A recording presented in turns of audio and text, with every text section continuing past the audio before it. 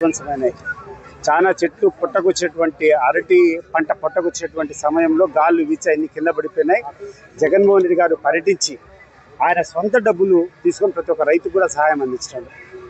ఈ యొక్క అధికారంలో పార్టీకి అది కనువిప్పు కావాలా? నువ్వు కూర్చొని ఈరోజు కడప జిల్లాలో వచ్చి మానాడు చేస్తున్నావు. కడప జిల్లాలో మానాడు చేసే ముందు కడప జిల్లాలో ఏం చేస్తాను నేను చెప్పి ఒకసారి ఆలోచన చేయి.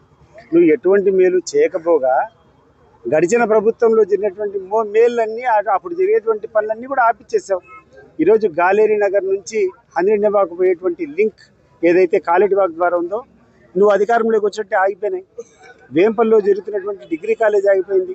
వేంపల్లో ఉన్నటువంటి అండర్ గ్రౌండ్ డ్రైనేజ్ పనులు ఆగిపోయినాయి. వేంపల్లో ఉన్నటువంటి రోడ్ల విస్తరణ ఆగిపోయినాయి. ఈరోజు పులివెందుల్లో ఉన్నటువంటి ఈ యొక్క కోల్డ్ స్టోరేజ్ ఏదైతే అరటి రైతులకంతా కూడా పెద్ద ఊతంగా ఉంటుందో అది పూర్తిగా జగన్మోహన్ రెడ్డి హయాంలోనే ఓపెనింగ్ కూడా నోచుకునేది. మరి ఎందుకు దాన్ని ప్రజల ప్రయోజనానికి కోసం ఎందుకు దాన్ని వాడుకోలేకపోతున్నారో ఈ యొక్క ప్రజలందరూ కూడా ఈ యొక్క తెలుగుదేశం పార్టీ నాయకులు ఒకసారి చేయాలా?